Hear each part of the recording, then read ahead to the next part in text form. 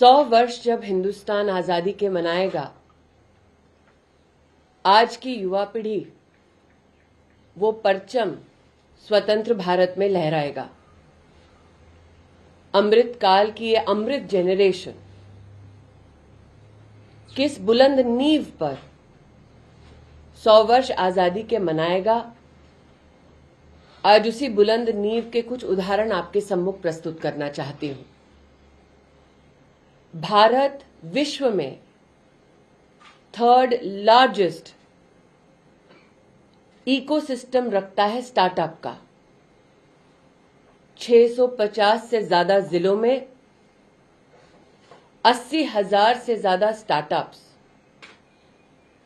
100 से ज्यादा यूनिकॉर्न्स, जिनकी टोटल वैल्यू $330 बिलियन से भी ज्यादा है। ये इस बात का संकेत है कि हिंदुस्तान की युवा पीढ़ी एंटरप्रेन्योरशिप की दुनिया में हिंदुस्तान का परचम कैसे लहरा रहा है। एक कुशल राष्ट्र की रचना के लिए, एक समृद्ध राष्ट्र की रचना के लिए युवा पीढ़ी के कौशल का विकास हो, यही नरेंद्र मोदी सरकार का संकल्प है। 1 करोड़ से भी ज्यादा स्किल्ड, कौशल युक्त युवा पीढ़ी, ये ही अमृत जनरेशन है जो हिंदुस्तान के 100 साल की आजादी के पूर्ण होने पर आगामी पीढ़ियों के लिए मार्ग प्रशस्त करेगा। ये भी कहना उचित है कि शिक्षा ही वो अस्त्र है जो एक निर्भीक हिंदुस्तानी को इतना सामर्थ्य देता है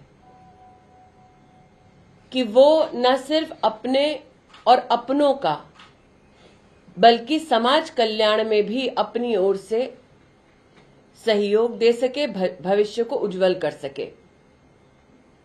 आज उस युवा पीढ़ी के शैक्षिक अधिकारों के दृष्टिकोण से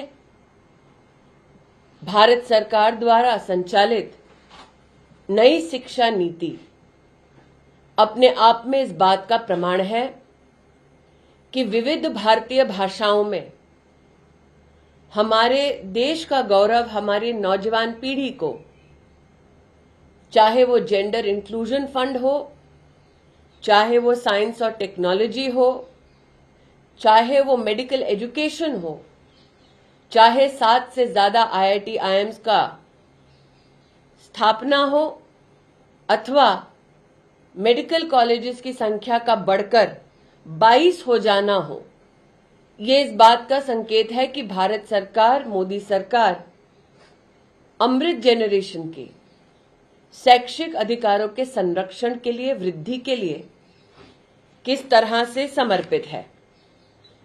हाल ही में पूरे देश ने देखा कैसे हमारी महिला हॉकी टीम ने राष्ट्र का एक बार फिर गौरव बढ़ाया।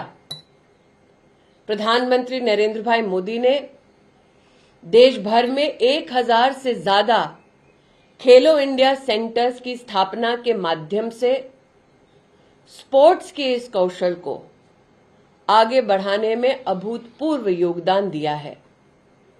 मोदी सरकार के टॉप स्कीम के चलते आज 300 से भी ज्यादा खिलाड़ी जो इस स्कीम का अभिन्न अंग है, आगामी 8 वर्ष तक सालाना 5 लाख रुपए की सुविधा पा रहे हैं, ताकि उनके स्पोर्टिंग स्किल को भारत सरकार सहयोग दे सके। इसी सहयोग के चलते आप सबने देखा भारत का ओलंपिक्स में प्रदर्शन, जब हिंदुस्तान के इतिहास का पहला गोल्ड मेडल एथलेटिक्स में हिंदुस्तान ने प्राप्त किया।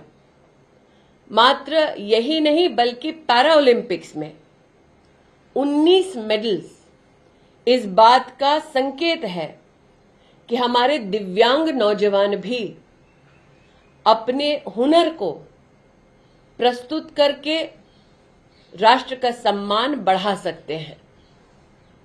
मैं पुनः अमृत जनरेशन से आह्वान करती हूं कि आगामी 25 वर्ष, चाहे वो शिक्षा हो, चाहे वो स्पोर्ट्स हो, चाहे वो इंफ्रास्ट्रक्चर हो, चाहे वो टेक्नोलॉजी हो, अथवा समाज के भिन्न समुदायों को एकत्र कर दिव्यांगजनों सहित भारत के नवनिर्माण में आपकी भूमिका हो, मोदी सरकार इस देश के नौजवानों को सशक्त कर बुलंद भारत बनाने के लिए अग्रसर थी, अग्रसर है, अग्रसर रहेगी। धन्यवाद। एबीपी माझा, उघडा डोळे बघा नीट।